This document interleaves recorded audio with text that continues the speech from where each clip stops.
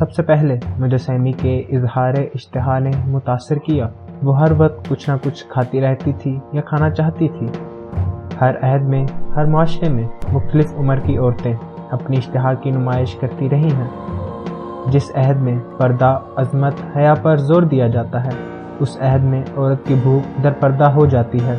وہ نہ صرف عام محفلوں میں چری چوگا کھانے لگتی ہے، بلکہ اشتہا کے اظہار سے بھی انہیں نفرت ہو جاتی ہے، کیونکہ ایک بھوک سے ہمیشہ دوسری بھوک کا سراغ چلتا ہے۔ پچھلی صدی میں بھوک کی نمائش جنسی آمادگی کے مترادف تھی۔ میلے ٹھیلوں پر یاروں سے لڈو جلیبیاں لے کر کھانے والی بنتو مردوں میں تو مقبول تھی، لیکن اپنی ہم جنسوں میں وہ بڑی بدنام تھی اور سسرال جا کر بسنا اس کے لیے مشکل تھا۔ لیکن اس دور کی ماڈرن لڑکی نے کھانے کے آداب ہوٹلوں سے سیکھے ہیں، ڈائننگ ٹیبل کی میز سے عکس کیے ہیں۔ ہوائی جہازوں کے سفر میں جہاں اپنے اپنے ٹرے لگے لگائے آتے ہیں اور جہاں آپ کے ٹرے میں دوسروں کی شراکت ممکن نہیں، ان ہوٹلوں، ہوائی سفروں نے لڑکیوں کا نہ صرف چمچ کانٹا علیحدہ کر دیا ہے، بلکہ ان کی بھوک کو فرداً فرداً بڑی اہمیت دے دی ہے۔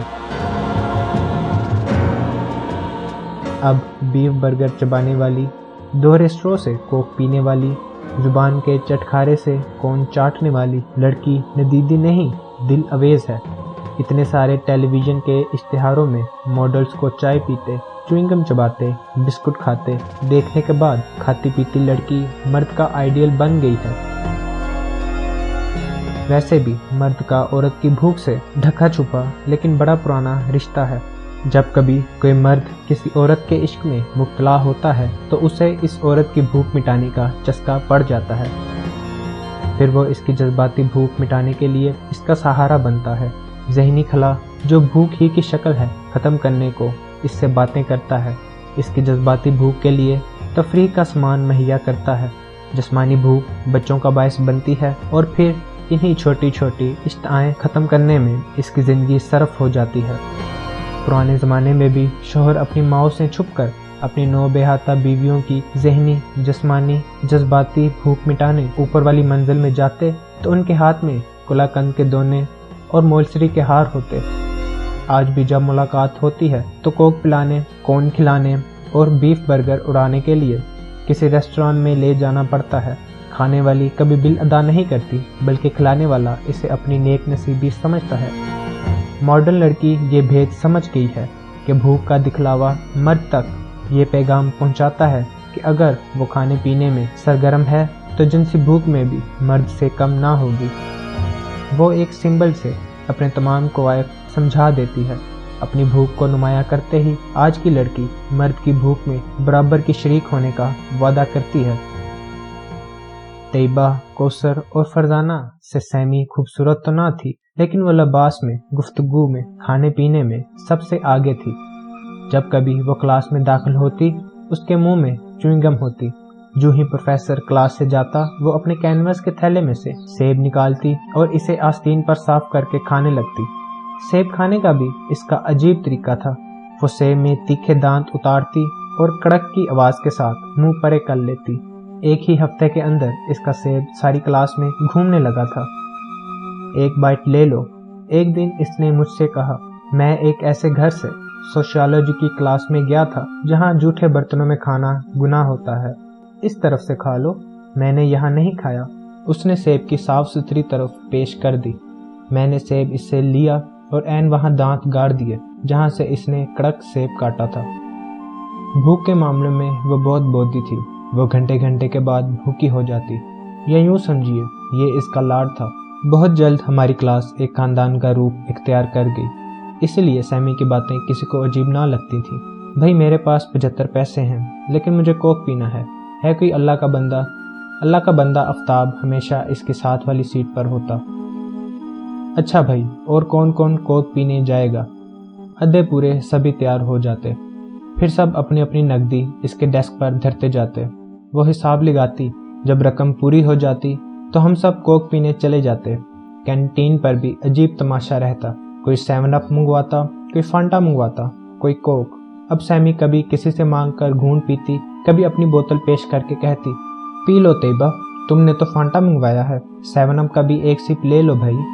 जब तैयबा हिचकिचाती तो वो अपने कैनवस के थैले में से टिश्यू पेपर निकाल कर बोतल का मुंह साफ करती और कहती, खुदा कसम अब तो कोई हर्ज नहीं है।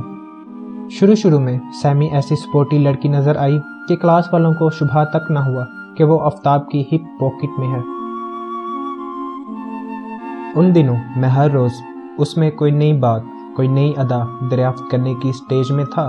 मेरी ये स्टेज ऐसी थी, जो कुछ मुझे नजर आता मैं इसे पूरी तौर पर हजम भी ना कर पाता कि दूसरे दिन इसमें कुछ और नया, कुछ और दिलचस्प और हैरान कुन नजर आ जाता। सबसे बड़ी तब्दीली जो आफताब से मिलने के बाद इसमें आई, उर्दू की सूझबूझ थी। अब वो ऐसी उर्दू बोलने लगी थी कि बड़े बड़े उर्दूबाज इसका मुंह देखते रह जाते। सोशियोलॉजी की क्लास में वो सबसे बातूनी लड़की थी। प्रोफेसरों के नजरियात से टक्कर लेना और छोटे से लतीफ़े पर देर तक हंसते रहना इसका महबूब मशगला था।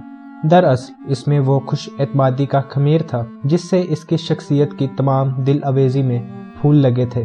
भूख की नुमाइश के बाद सैमी की हंसी में बड़ी जिनसी कशिश थी। वो अमूमन गर्दन पीछे करके गरगरे करने के अंदाज में मुंह खोलकर बाटदार आवाज में हंसती। ऐसे में इसके कंधे, बाजू, पेट, छातियां सब हिलकोरे लेने लगते।